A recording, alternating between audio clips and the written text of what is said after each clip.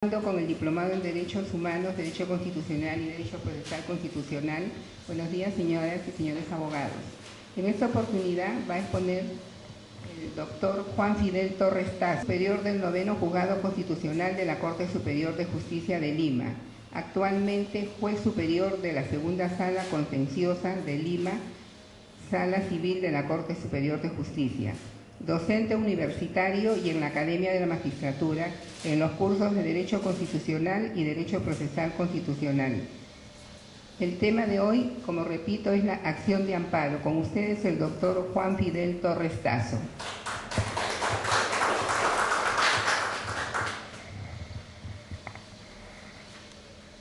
Muy buenos días, apreciados colegas.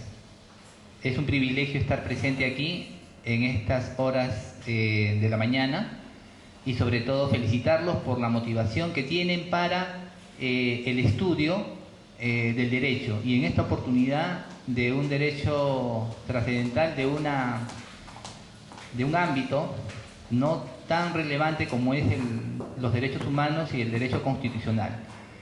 Así que un reconocimiento a cada uno de ustedes por el interés que muestran en esta hermosa carrera, esta vocación nuestra, que es la de cultivar, ¿no?, los principios y los valores, ¿no?, primero del derecho y de nosotros como abogados, como hombres de derecho. Y en esta rama tan apasionante que en estas últimas décadas se ha vuelto el derecho constitucional, ¿no?, el tema de los derechos fundamentales y de los derechos humanos. Si bien ese es el tema, a grosso modo, dentro de ese ámbito se desarrolla ya un campo del derecho, dentro del derecho procesal constitucional. Vamos a estudiar la acción de amparo, que actualmente lo conocemos como el proceso constitucional de amparo, ¿no es cierto? Y para ello tenemos poco tiempo, así que muchos de los aspectos que vamos a ver, ustedes ya lo conocen. Vamos a redundar en aquellos temas que siempre son más relevantes, que generan mayor debate en el foro jurídico constitucional. Así que vamos a desarrollar este tema en lo que se refiere primeramente a los aportes que trajo el Código Procesal Constitucional, a la jurisprudencia también, a los precedentes vinculantes en forma genérica y en específica en algunos casos, pero nos vamos a centrar específicamente en algunas instituciones del ordenamiento procesal constitucional. Bien, para iniciar la exposición, todos tenemos un concepto de lo que constituye el proceso de amparo, ¿no?, el proceso constitucional de amparo. Dentro de los otros procesos, ¿no?, me voy a poner aquí más cómodo, si me permiten. Conocemos el habeas corpus, la acción de cumplimiento, ¿no?, el habeas data, entre otros procesos constitucionales. El amparo, sabemos que todos tenemos un concepto, una idea genérica o preliminar o inicial de lo que constituye el proceso de amparo. Todos estos están catalogados tanto en la Constitución como una garantía constitucional de protección inmediata, y también están previstos desde el artículo 37 al 60 de nuestro Código Procesal Constitucional. Entonces, ahí ya tenemos la regulación, al menos procesal constitucional, ¿no?, que nuestro ordenamiento inicialmente nos prevé.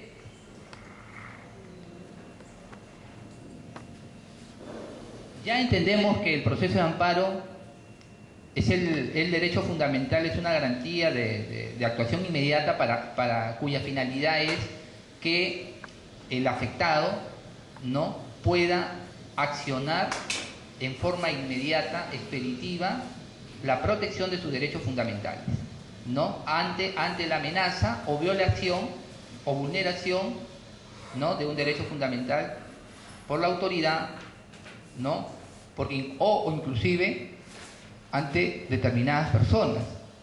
Entonces, la forma en que está previsto el proceso de amparo desde el punto de vista procesal, ¿no?, tenemos el tema de quién demanda: el afectado, que puede ser una persona natural o jurídica. Acá viene el tema de la legitimidad. Ya empezando un primer tema en el orden procesal, ya tenemos también, se genera un debate, el tema de la legitimidad activa en los procesos constitucionales. En el Tribunal Constitucional hay gran debate, no hay controversia entre magistrados del Tribunal Constitucional que son de la tendencia que los derechos fundamentales solamente deben estar dirigidos o solamente están legitimados, ¿no? Las personas naturales, por su propia naturaleza, ¿no? La vulneración, por ejemplo, de la libertad individual es un tema estrictamente personal. La libertad del trabajo, por ejemplo, la libertad del trabajo es un derecho fundamental. O sea, la libertad de información está relacionada a derechos personales, a la intimidad, al honor, en fin.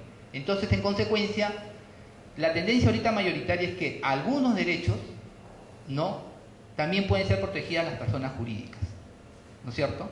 Las personas naturales, evidentemente, pero las personas jurídicas en algunos derechos. Porque hay relacionados con los derechos lo vemos muchos, por ejemplo, en esos temas de inaplicación de normas tributarias, por ejemplo, ¿no? Temas que tienen que ver con los impuestos. Ahí las personas jurídicas son las afectadas ante la inaplicación, o sea, el control difuso de algunas normas. Entonces consideran que esos contravienen el principio de legalidad presupuestaria, por ejemplo, o que algunas normas tributarias no les alcanzan. O el tema de las exoneraciones tributarias, por decir un ejemplo. Entonces, ahí se permitiría que las personas jurídicas, ¿no?, las empresas puedan interponer, están legitimadas para promover esas acciones. ¿Correcto? Y ahí lo quedamos porque es un tema muy extenso el que nos trae hoy día acá. Pero ya entendemos por qué se admite en algunos casos la procedencia o la legitimación o la legitimidad activa de las personas jurídicas en algunos procesos constitucionales, ¿no? Este material lo tienen, creo, ya se lo están repartiendo a cada uno de ustedes y lo pueden ir revisando. Ahora, procede frente a la amenaza o violación, evidentemente, porque está previsto así en la Constitución, ¿no?, y también está previsto en el proceso, en el Código Procesal Constitucional. Evidentemente, la amenaza, hay elementos que tiene que ser evidente, tiene que ser actual, tiene que haber la inminencia, ¿no?, la inminencia, es decir, elementos objetivos que vaya a producirse, ¿no?, esa consumación próxima, inmediata, ¿no? Y la violación es cuando ya se ha producido la vulneración del derecho constitucional, ya sea por acción o ya sea por omisión. La acción es el actuar inmediato, ya sea de la persona, de la autoridad, ¿no?, o del ente pertinente. Y la omisión es el dejar de hacer, estando obligado a determinado acto. Bien, si el afectado está imposibilitado, cualquier persona con cargo a que el afectado se ratifique de la demanda de procuración oficiosa.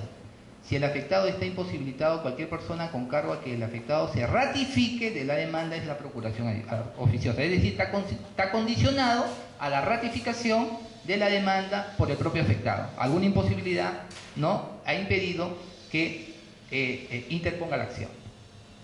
De los derechos constitucionales distintos a los protegidos en estos casos, también, porque sabemos de que nuestra Constitución es abierta, ¿no?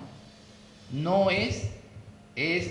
los derechos constitucionales, ¿no?, tienen la característica de proteger no solamente los derechos que están enumerados, no son números clausus, ¿no?, sino es la apertura de los derechos. Entonces, también con derechos fundamentales relacionados, por decir, al honor, a la intimidad, ¿no es cierto?, derechos relacionados con la libertad.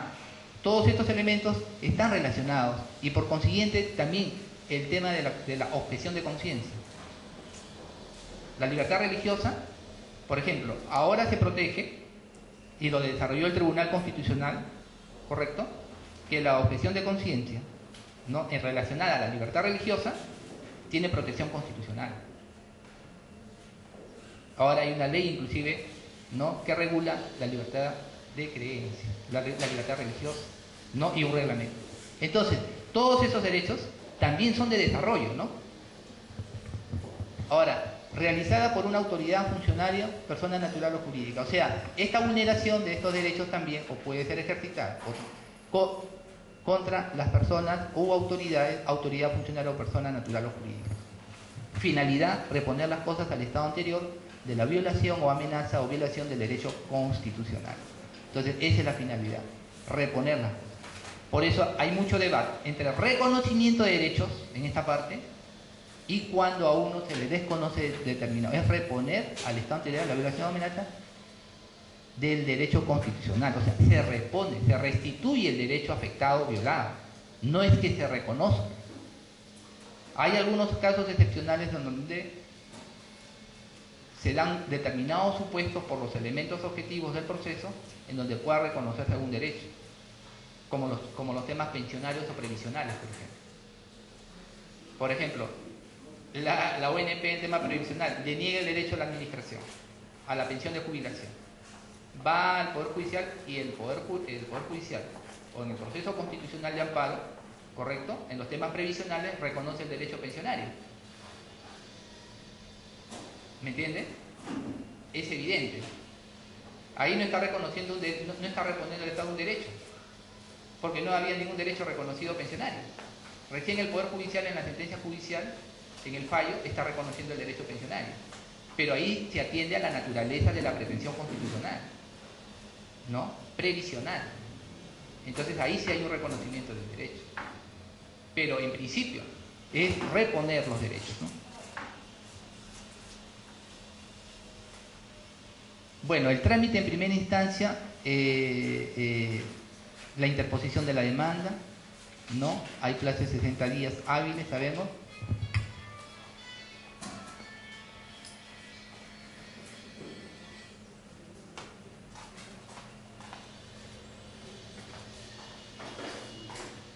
Interposición de la demanda, plazo de 60 días hábiles, ¿no? O sea, es el plazo para interponer el plazo de prescripción, ¿no?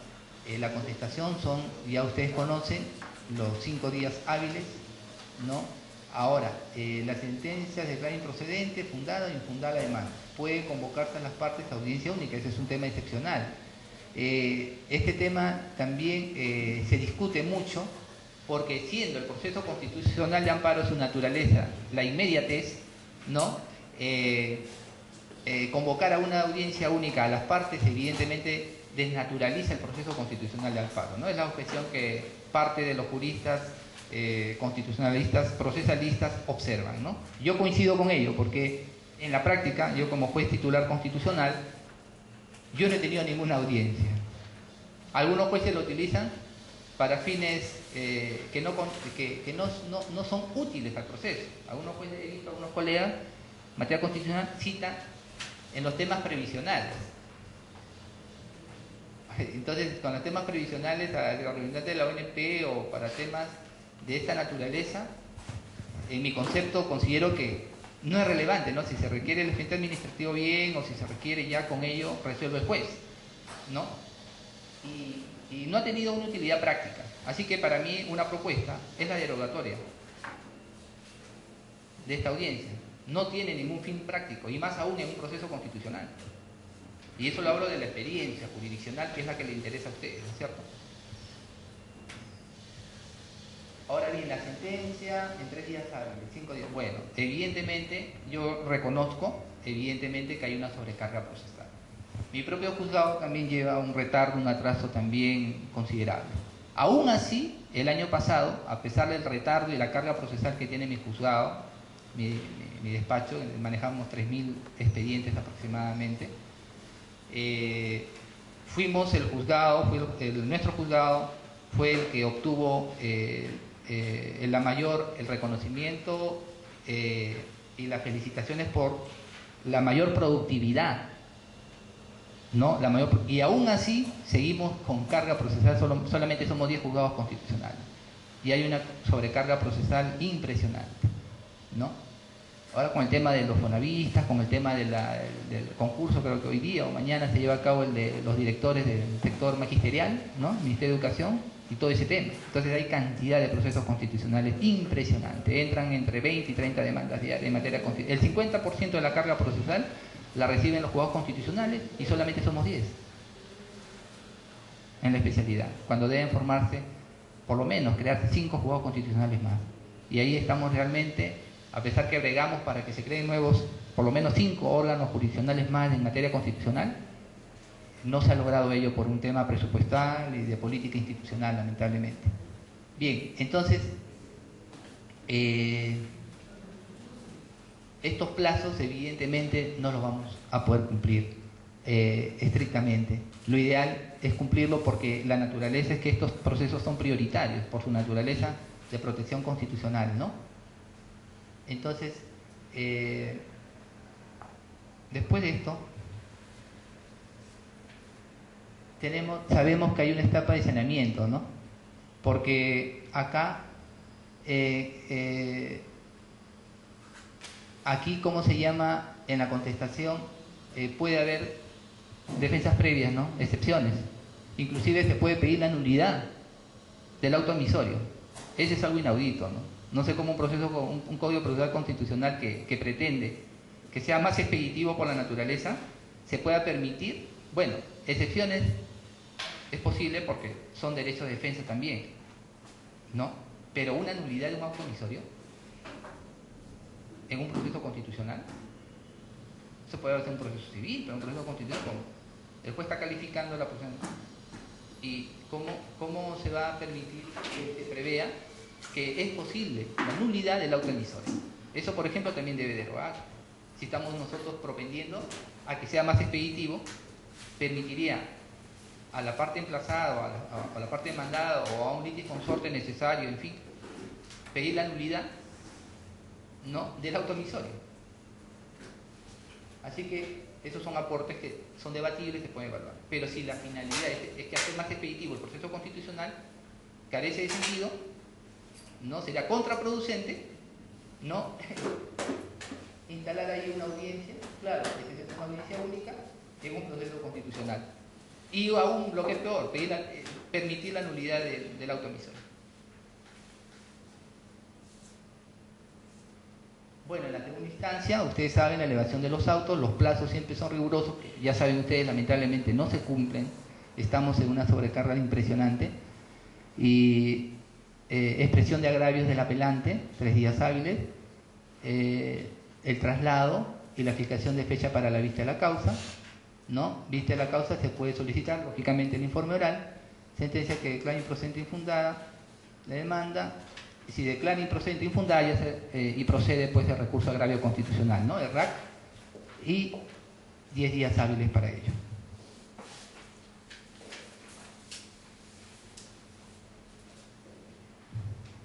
Entonces, de ahí tenemos la elevación de los autos al Tribunal Constitucional. Ahí ustedes lo tienen en su...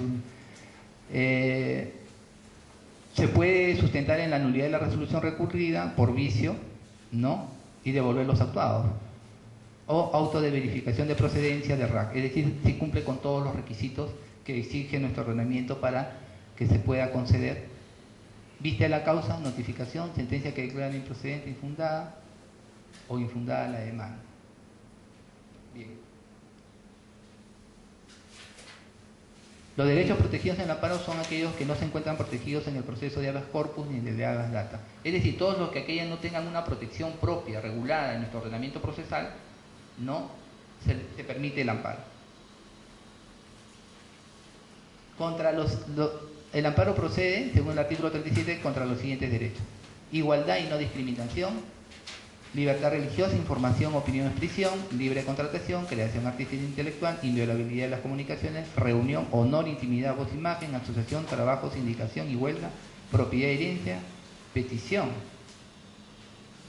participación individual colectiva, nacionalidad, tutela procesal efectiva, educación, seguridad social, remuneración y pensión, o sea, temas previsionales, ¿no? Libertad de cátedra, gozar de un ambiente equilibrado, salud y entre otros. Como aquí vemos, podemos ver derechos fundamentales, ¿no?, y que también de trabajo, seguridad social, es decir, y muchos de ellos también son de desarrollo. Por ejemplo, en el tema de la salud, hay jurisprudencia muy relevante respecto a los casos de SIDA, ¿no?, que tuvimos una sentencia. Por ejemplo, el tema de la salud es un derecho social, un derecho que debe ser protegido de acuerdo a los recursos económicos del Estado y a las garantías que el Estado y a la protección de la salud que el Estado debe brindar a la ciudadanía. Entonces, por ejemplo, ahí se vio el caso de que, si bien era un derecho que no están considerados dentro de la primera generación, ¿no? Y puede ser de uno de segunda generación, estos ya en casos concretos pueden aplicarse en forma inmediata. Es decir, en el caso del tratamiento de VIH, el tribunal dijo que en esos casos debe proporcionarse obligatoriamente a los pacientes que se les estaba atendiendo con los antivirales, ¿no? Se les debe seguir suministrando, independientemente del costo. Y ese debe asumir el Estado. Lo que antes, hasta antes de esa jurisprudencia constitucional, no era permisible, porque estaba en relación con los recursos, ¿no? Presupuestales y económicos, y no estaban directamente relacionados hasta este momento con la afectación de derechos de primera generación, ¿no? Entonces, es por decir un ejemplo. A gozar del ambiente equilibrado, también ya estamos refiriéndose a los hechos, a las acciones de amparo en temas ecológicos, ¿no? Legitimación activa. Acá ya lo hemos visto inicialmente, ¿no? El afectado es la persona legitimada para interponer el proceso de amparo. El afectado también es representante del apoderado judicial, cualquier persona o ONG en el caso de la tutela de derechos difusos, ¿no? Difusos, por eso que a veces las ONG interponen contra temas ecológicos o medioambientales, y por eso que en base a este artículo se les permite, o sea, hay una legitimación más flexible en los procesos constitucionales de amparo. El defensor del pueblo también, conforme al artículo 40, en fin. Personas jurídicas. A diferencia de la Constitución del 79, que establecía los derechos fundamentales que rigen también a las personas jurídicas peruanas en cuanto les sean aplicables, la Constitución del 93 no hace mención expresa sobre el tema. Por eso es que el TC ha tenido que desarrollar este tema de las personas jurídicas, y también están legitimadas para promover procesos constitucionales, ¿no? Y esto lo que dijo, lo que conversábamos hace un momento, que por extensión también las personas jurídicas pueden ser titulares de algunos derechos fundamentales en la medida que las organizaciones conformadas por personas naturales se constituyen con el objeto de que se realicen y defiendan sus intereses, actúan en representación y sustitución de estos, por lo que muchos de sus derechos se extienden también sobre las personas jurídicas, ¿no? Ahí tenemos la sentencia del Tribunal Constitucional 905-2011. Esto se ha venido con diferentes, lo tienen en su material, con diferentes sentencias. Posteriormente hay votos singulares y votos en discordia. Por ejemplo, el doctor Vergara Gotelli del Tribunal Constitucional sostiene, ¿no?, de que él es de la posición absoluta, ¿no?, de que no, los derechos constitucionales solamente deben ser para las personas naturales, ¿no? Una posición extrema, una posición jurídica, digamos, extrema. Pero sí hay algunas razones que deben ser atendidas o deben ser atendibles para, en determinados procesos, como explicaba, se debe permitir, porque a veces alguna persona jurídica, una empresa pide la inaplicación de una norma legal. Y es la empresa la que está siendo afectada con esa norma. Entonces, a través del control difuso, bueno, piden que se aplique el control y la inaplicación al caso concreto de esa norma, ¿no? Entonces, se justificaría en determinados casos, ¿no? Esa es la posición mayoritaria del tribunal. No existiría inconveniente, entonces, que una persona jurídica pueda acudir en un proceso de amparo por vulneración de derecho fundamental, más aún cuando el artículo 39 habla de la tutelaridad de las personas a secas, de distinguir naturales y... ya, ese es porque no hay diferencia en ese artículo, ¿no? Y nosotros ya sabemos desde el punto de vista civil que tenemos personas, y personas se refiere a tanto jurídicas como naturales, ¿no? La legitimación pasiva de las personas demandadas en los procesos de amparo pueden ser de cualquier autoridad, funcionario o persona, entendiéndose esta última como un particular, sea persona natural o jurídica también. La procuración oficiosa, la interposición de la demanda de amparo, cualquier persona que, sin haber sido afectada por el acto lesivo, comparezca al proceso a nombre de otro, sin necesidad de representación procesal y sin consentimiento expreso ni tácito del agraviado. El requisito para interponer la acción oficiante es que la víctima no se encuentre en posibilidad de hacerlo por sí misma, ya sea porque el acto lesivo de un derecho protegido de amparo se une concurrentemente la violación de la libertad personal, o porque existen fundados temores o amenazas ciertas e inminentes, ¿no?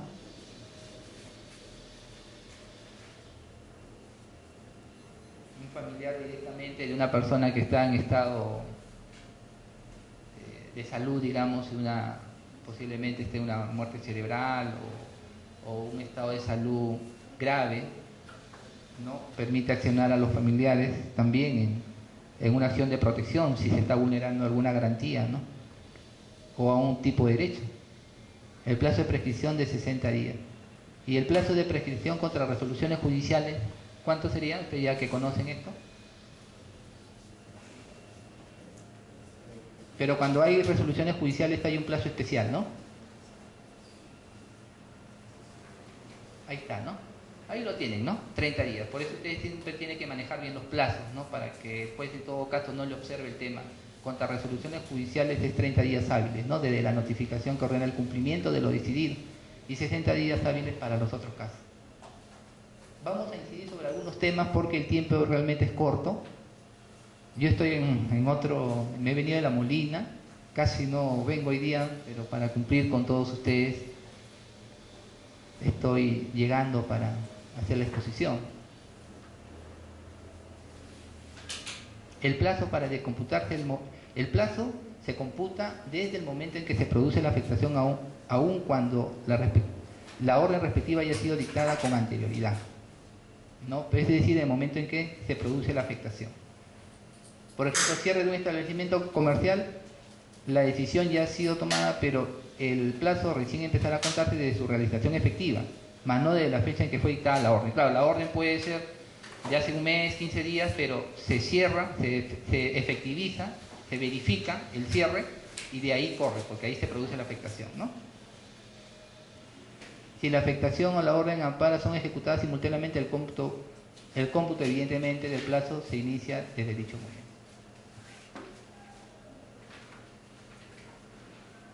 Si los actos son continuados, el plazo se computa desde la fecha en que se haya cesado totalmente su ejecución. Si se desarrollan en diferentes etapas sucesivas, ¿no?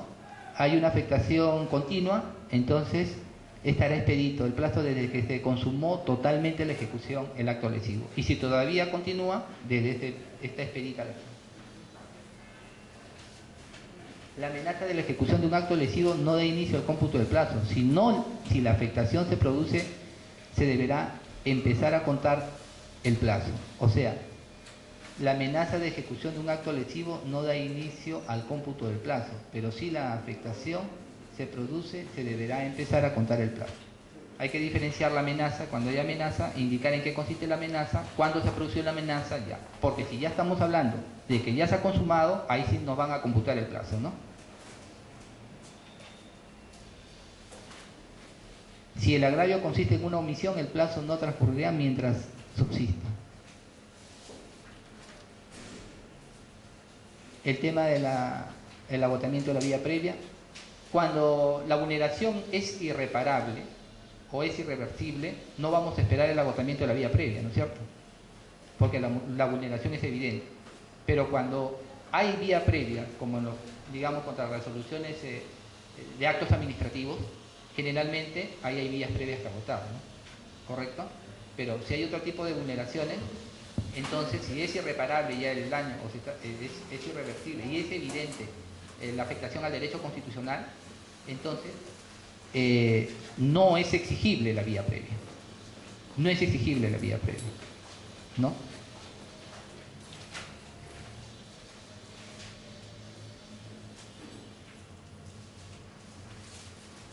Claro, hay un artículo que no procede, pues no procedemos cuando no se hayan agotado las vías previas. Es para ponerle un límite, ¿no? Porque también hay que entender que hay un exceso, ¿no? Hay un abuso, sí, de procesos constitucionales, por ejemplo, contra decisiones judiciales, ¿no?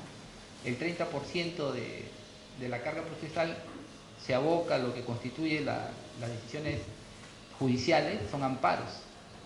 Y el hecho ya es una carga adicional. Y casi el 90% se desestima, no porque no haya razón en esos amparos solamente, sino porque se presentan como una forma, como un nuevo recurso. Y el amparo ya no es un nuevo recurso, ¿no? El amparo tiene que ser muy clara la vulneración de los derechos fundamentales a la motivación, al debido proceso, tienen que estar claramente evidenciados para poder accionar el amparo. Entonces, ya es una carga adicional revisar el juez la sentencia de la Suprema, de la Corte Superior, de otros colegas, inclusive de la Fiscalía también se cuestiona, ¿no? Pero eso es para casos muy excepcionales. Entonces, se hace un recargo demasiado.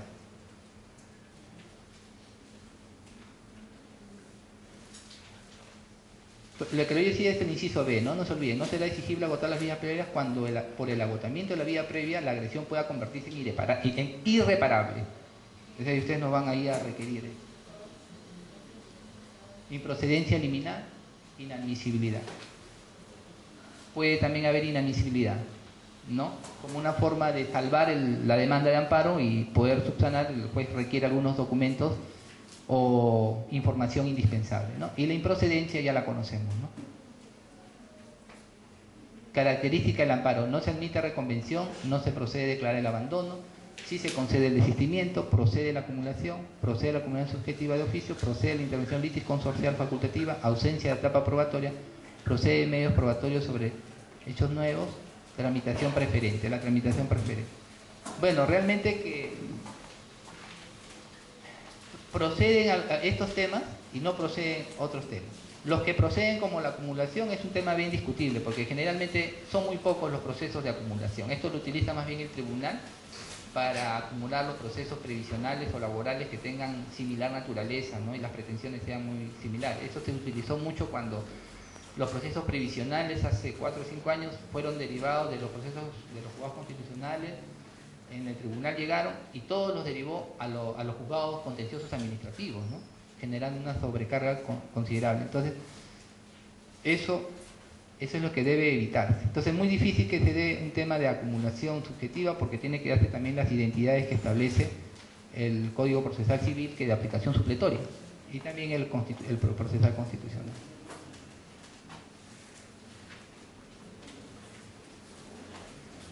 Admitida la demanda, traslado, excepciones, defensas previas y pedidos de nulidad del auto emisorio, lo que le dije.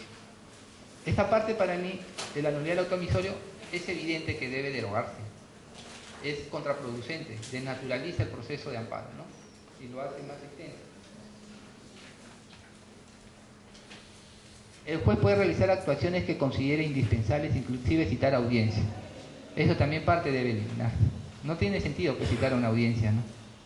En el habeas corpus sí se justifica, por la misma naturaleza de la libertad personal, la constatación, una diligencia especial, ¿no? Apelación, ejecución.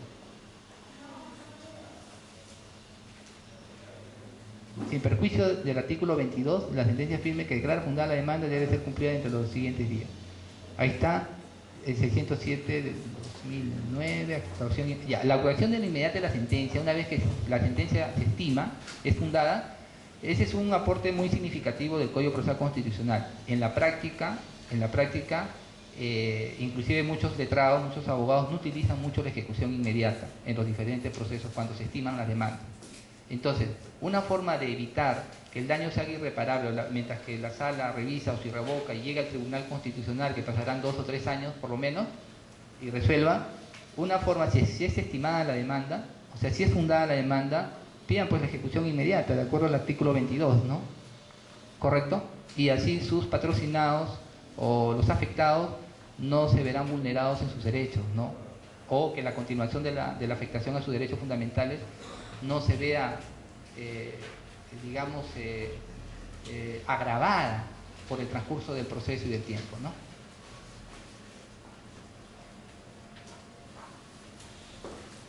El artículo 22 es el que no establece que el juez constitucional se encuentra habilitado para ejecutar los mandatos contenidos en su sentencia estimatoria, independientemente de la existencia de algún recurso impugnatorio, ¿no? Juez competente, sujetos legitimados, alcances de la actuación inmediata y apelación. Los alcances de la actuación inmediata resultan relevantes, ¿no? Y del juez competente, porque protegen los principios fundamentales, ¿no? En materia procesal constitucional, que es el juez natural, ¿no? El juez competente y la actuación inmediata de la sentencia. ¿Por qué? ¿En qué consisten los procesos constitucionales al final? La eficacia inmediata de la sentencia. Porque si no, no tiene sentido. Y ese es el gran problema en materia constitucional, ¿no? La eficacia de las sentencias constitucionales. Por eso se ha previsto este mecanismo de la ejecución inmediata. Y esta es una forma de hacer real, de hacer efectiva, ¿no? Las sentencias estimatorias.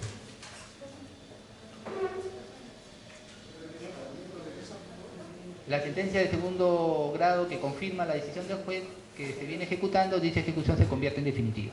Es decir, si se confirma la sentencia que declara fundada la ley. Si se revoca, ya se interpone, tiene la facultad de interponer el RAC, ¿no? El recurso agravio constitucional ante el Tribunal Constitucional.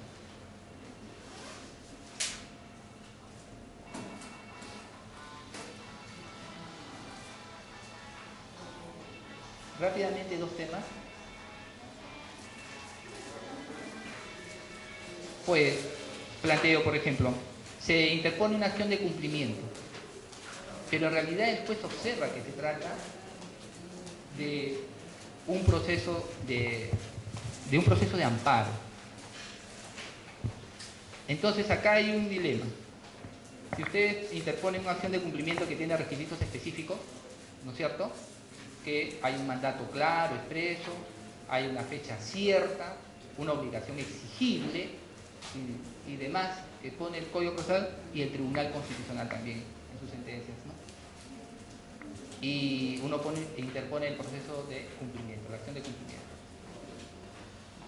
Entonces, como acción de cumplimiento formalmente sería improcedente. Entonces, la controversia, ¿puede reconducir el juez constitucional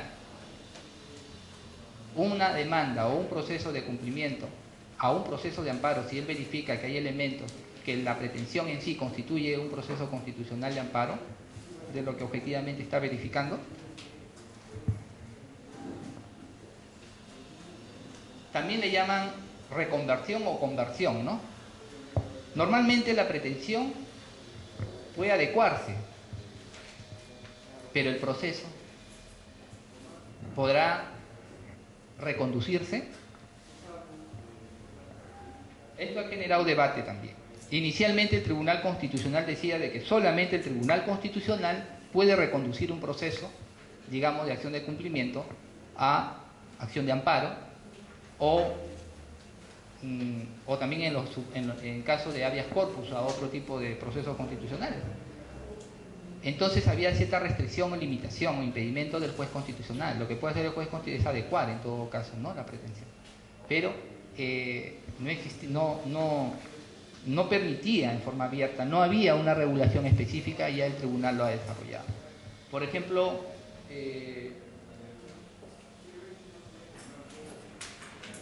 ¿es posible que el juez constitucional en la calificación de la demanda constitucional reconduzca el proceso, pero en forma excepcional, bajo determinados elementos objetivos, ¿no? Por ejemplo, en una acción de cumplimiento, le hago un caso concreto que ya ha llegado, puedo analizarlo porque ya ha llegado al Tribunal Constitucional, ¿no?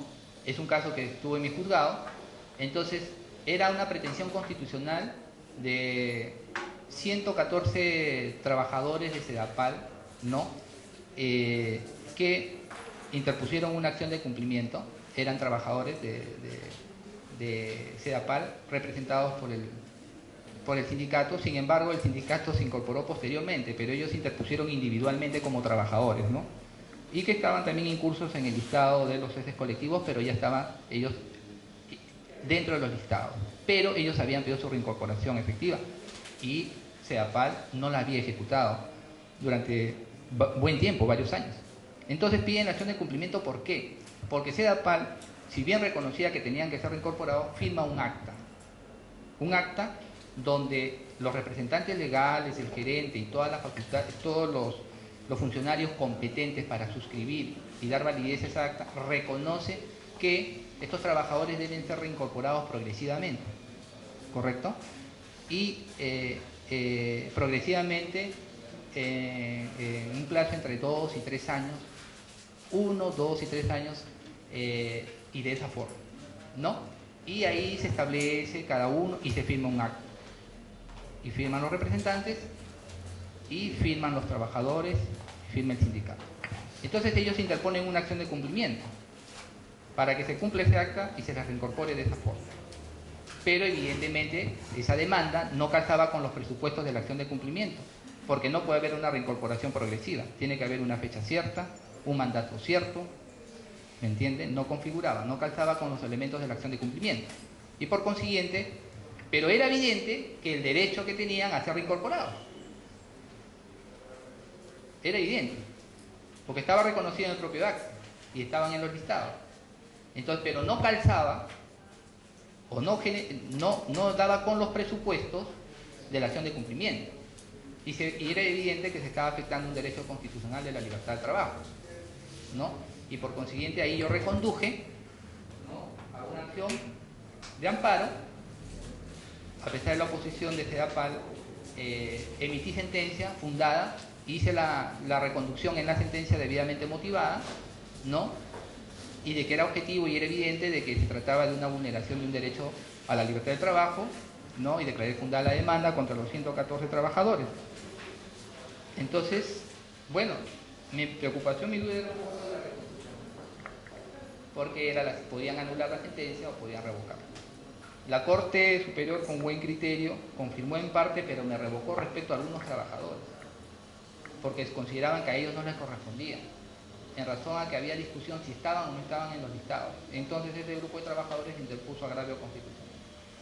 El Tribunal Constitucional dijo que correctamente se había aplicado. Si bien es cierto, esa es una facultad de reconducción exclusiva del Tribunal Constitucional, pero excepcionalmente cuando se evidencian elementos objetivos, ¿no?, donde es evidente la afectación de los derechos fundamentales, como en este caso la libertad al trabajo de los demandantes, no corresponde reconducir, convertir o reconvertir el proceso constitucional. ¿Por qué?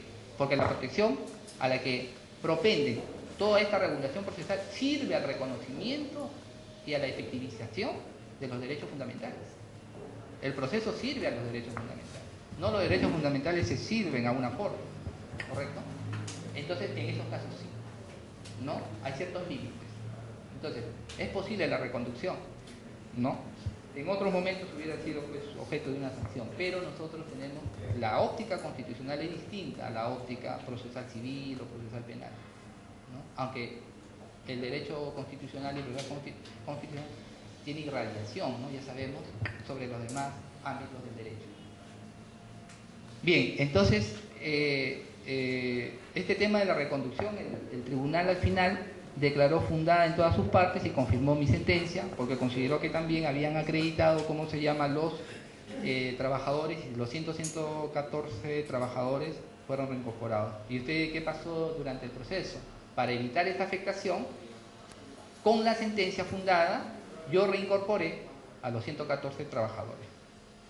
Pero para darle forma, también lo hice cada 30 días, porque el juez constitucional o los jueces, quienes son ustedes jueces o cuando si van a ser jueces, nosotros somos también creadores de derecho con todos los conocimientos que tenemos de la jurisprudencia, que hay que darle formas razonables y adecuadas de la ejecución de las sentencias. Entonces, reincorporé a todos esos trabajadores en forma de cada 30 días porque no los íbamos diciendo y habían plaza y estaban con contratos no personales, o sea, otras personas, y ellos fueron reincorporándose gradualmente, ¿no? Cada 30 días los reincorporé, ¿no? Cuando llegó a la Corte, a la Corte Superior, ya estaban todos reincorporados en la ejecución inmediata de la sentencia. Por eso le digo, ahí está. Hasta que llegó al tribunal, que hace poco lo ha resuelto, hace creo 2 meses, 1 mes y medio, ya pasaron 2 años y medio, pero se le evitó un gran perjuicio a los trabajadores. ¿Ven? La eficacia de la ejecución inmediata de la sentencia. O sea, si no se hubiera ejecutado en forma inmediata esa sentencia, ya muchos trabajadores están muy delicados de salud por su avanzada edad, otros ya han tenido que cesar, pero pudieron reconocer todos sus derechos laborales. Ahí está la importancia, ¿no? Entonces, esa es la reconducción, por ejemplo. Ese es un tema de debate actual, ¿no? Y de que a veces nosotros, ¿cómo se llama?, debemos hacer eficaz la sentencia, ¿no? Debemos hacerla eficaz porque son los derechos que han sido vulnerados, ¿no? Porque si no se hace irreparable. Entonces, bajo esa óptica,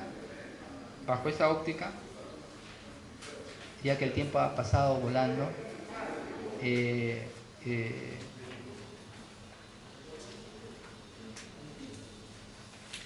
tenemos que tener en consideración que en materia procesal tenemos que adecuar la forma de la ejecución inmediata de la sentencia y de las medidas cautelares, ¿no? Ahora, otro tema es de las medidas cautelares. Hay muchas medidas cautelares que se presentan cuando el proceso está en trámite y hay que establecer la verosimilitud del derecho invocado, ¿no?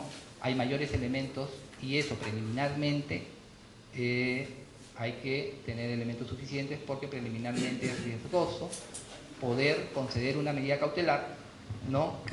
Cuando el proceso constitucional esté en trámite, por ejemplo, de amparo, y donde todavía no haya suficientes elementos de verosimilitud y un cierto grado de duda, ¿no? en la concesión de la medida, que es diferente a la calificación de la demanda, porque en la demanda hay duda sobre su admisión o su rechazo, debemos propender a la admisión de la demanda, ¿no es cierto? Bajo el principio pro homine propende, ¿no? Pero en los casos de las cautelares sí hay que tener mucho cuidado en el análisis de los requisitos para el caso concreto, ¿no? Acá se ven muchos procesos, pero todos tienen por finalidad, ¿no? Por ejemplo, hay un tema que es muy recurrente. Muchos amparos se interponen por el tema de la tutela procesal efectiva. A ver. Igualdad. De petición y la tutela procesal efectiva. Ahí la tutela procesal efectiva tiene que ver directamente, está relacionado pues con el debido proceso, ¿no?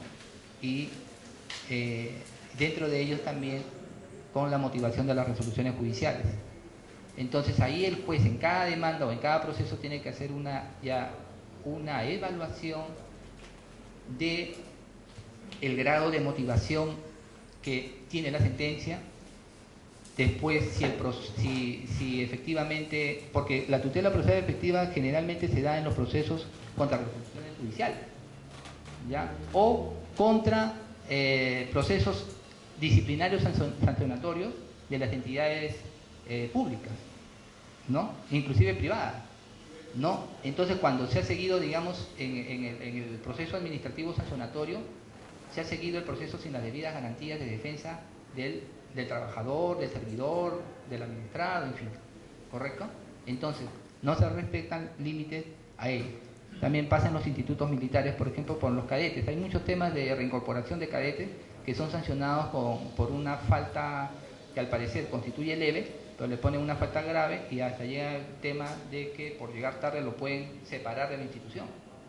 Entonces ahí se aplican los principios de razonabilidad y proporcionalidad, independientemente del reglamento, o que se le imponga una sanción menor, ¿no? Hablando a grosso modo, ¿correcto?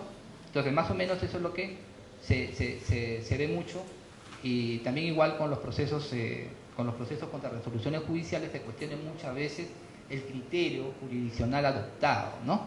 Por determinadas salas o instancias jurisdiccionales, y se cuestiona mucho ¿por qué? Porque no se ha valorado debidamente los medios probatorios que a mi parte convenían, o que han sido insuficientes la motivación. Entonces, todo eso tiene que valorar el juez constitucional, al menos para admitir las sentencias en ese sentido.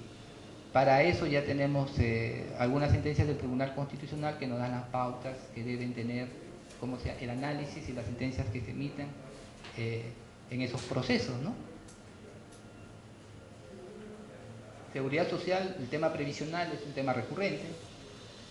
La remuneración y la pensión, sabemos que en el caso más sonado, la 2530, tuvo los recortes, y la Corte Interamericana de Derechos Humanos dijo de que en el tema de los recortes de pensionarios, en tema de las entidades como Petroperú, entidades que gozaban de altas pensiones, estos servidores ya jubilados, tenía que darse un sistema, si bien los derechos son de naturaleza progresiva, o sea, el principio de progresividad y no regresividad de los derechos fundamentales, en el derecho adquirido, digamos, entre comillas, de esos servidores que alcanzaron pensiones excesivamente altas, y después se puso el tope correspondiente cuando se modificó la Constitución, ¿no? A consecuencia del debate de la 2530, es decir, de la célula viva, ahí se pusieron otros criterios. Por ejemplo, versus el criterio del principio de progresividad y no regresividad, se pusieron versus el principio de solidaridad, ¿no? ¿Y qué tiene que ver la solidaridad? La solidaridad constituye un principio en el cual todos los jubilados tienen que mantener un estatus promedio, o al menos eso es lo que se intenta, equilibrado, razonable, ¿no?, entre sus pensiones. tanto sector privado o público. Son 19.990, 25.30. Entonces, el sentido de la solidaridad de este principio es el equilibrio razonable de las pensiones y no el excesivo presupuesto para atender a un pequeño grupo de pensionistas versus la mayoría que se ven perjudicados por pensiones diminutas, entre otros principios. Pero eso está en el CID. Resolvió al final declarar infundada la pretensión de esto, porque se impugnaba esta ley de reforma constitucional, y al final se declaró, el CID también desestimó la de los afectados en base a esos principios, ¿no? Sí, díganme. Ahora sí podemos entrar a las preguntas porque ya la hora nos ha ganado. Me hubiera gustado, podemos tener otra reunión para extendernos en varios temas, porque es un tema amplísimo, ¿no? Pero he tratado de señalar algunos puntos claves que para ustedes les pueden servir en el ejercicio de la carrera, ¿no? Bien, sí, doctora. Sí, con el ejemplo que estaba agotando en ese momento, quería preguntarle qué hay con la teoría de los derechos adquiridos o derechos adquiridos, en el caso de la 2130.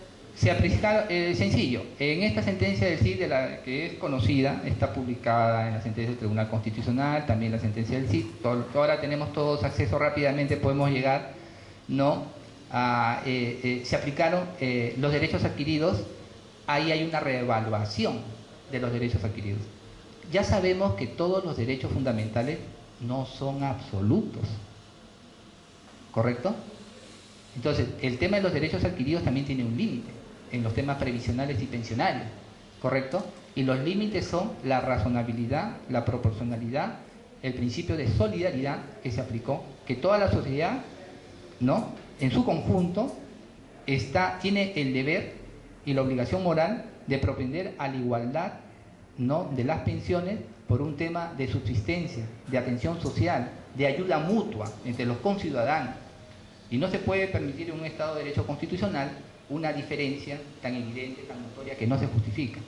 Aparte que afecta el tema presupuestal, pero en base a principios desarrolla principalmente el principio de los límites de la solidaridad y los límites al principio de no regresividad. O sea, que el principio de no regresividad a la vez también tiene límites. El límite, o sea, el derecho al principio de progresividad, o sea, que uno tiene derechos para avanzar y no para retroceder, ¿correcto? Pero ese principio de progresividad tiene límites. Lo que tú dices, el principio de derecho adquirido, el principio está relacionado con el principio de progresividad, ¿correcto? Que uno está y de derechos de reconocimiento de derechos. Y ese es un gran debate que se formó, pero ya se establecieron límites. O sea, cada principio y derecho también tiene sus propios límites. Y se ponderan con los derechos sociales.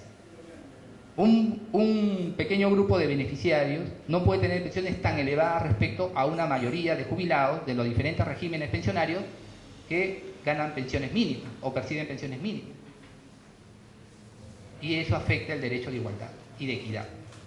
¿Me entienden? Ahí se ponderan esos principios y principalmente son esas las razones por las cuales los derechos adquiridos también tienen sus límites en esos términos. ¿Alguna pregunta más? ¿Alguna pregunta más? Sí. La ONP le niega la pensión a mi cliente. En la resolución considera que 18 años no se han acreditado las aportaciones. Se entiende de que mes a mes se le han descontado las aportaciones por parte del empleador. ¿Y qué culpa tiene? Algo este antecedente. ¿Qué culpa tiene el trabajador de que el empleador en su oportunidad no cumplió con embolsar las aportaciones a la entidad correspondiente en ese momento? ¿Ya? Y la entidad correspondiente no firmó porque la ley lo establece así. Bien. Eso como antecedente. Bien. Le deniega la pensión, como le repito, por no haber acreditado las aportaciones durante el ejercicio.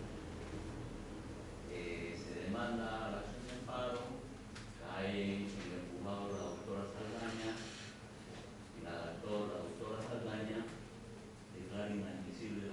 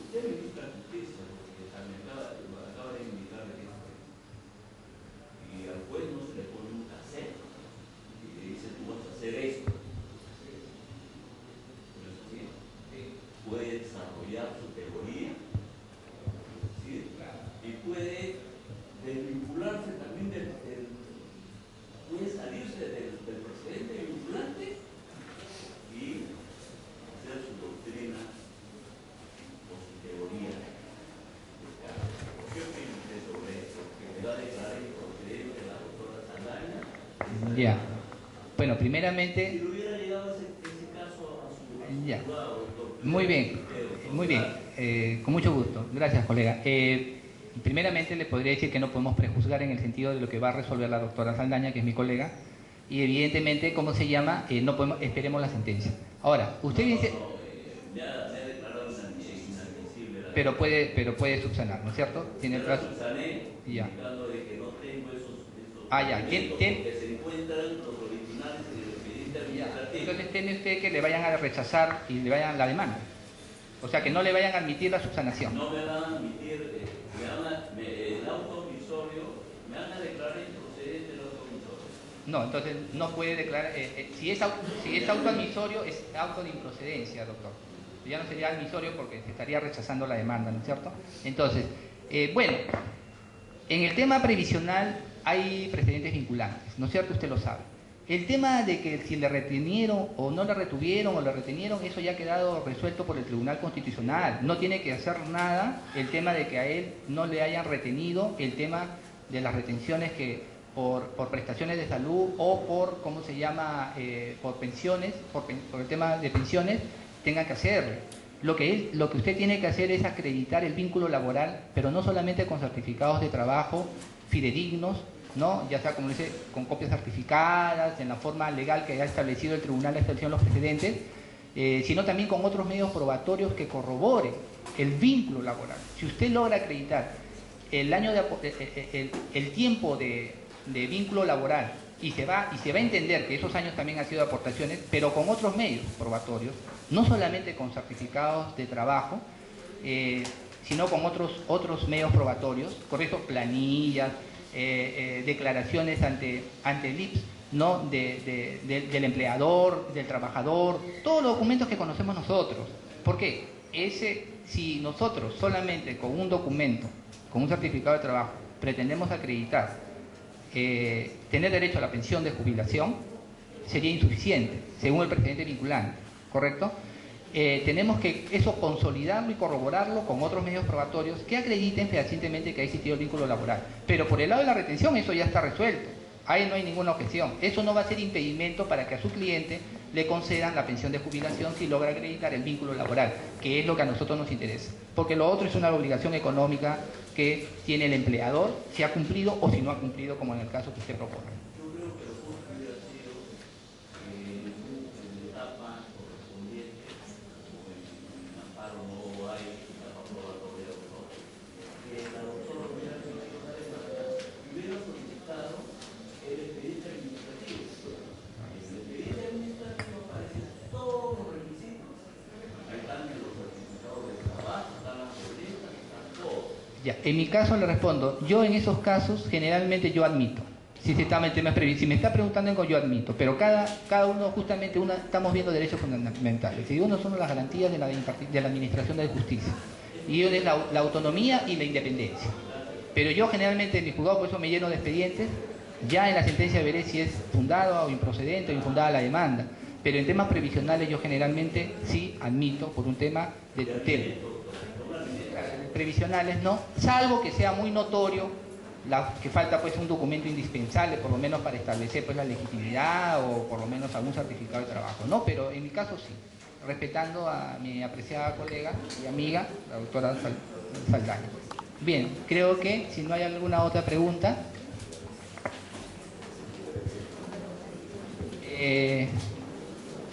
bueno, de mi parte siempre estoy a su disposición. Yo estoy el doctor Torres Tazo, actualmente estoy en la segunda sala contenciosa de juez superior, que está en Colmena 677. Para mí no hay ningún impedimento de poder atenderlos, orientarlos, ¿no? Orientarlos en estos temas académicos, ¿ya? Estoy en la segunda sala contenciosa, tercer piso, ¿no?, del edificio Mansilla Novela, ¿no? Seguramente muchos de ustedes lo conocen, y ahí yo lo puedo orientar desde el punto de vista académico, más que todo en la parte que me correspondería, ¿ya? Bueno, apreciados colegas, le agradezco su fineza, su atención, bueno, y que Dios los bendiga.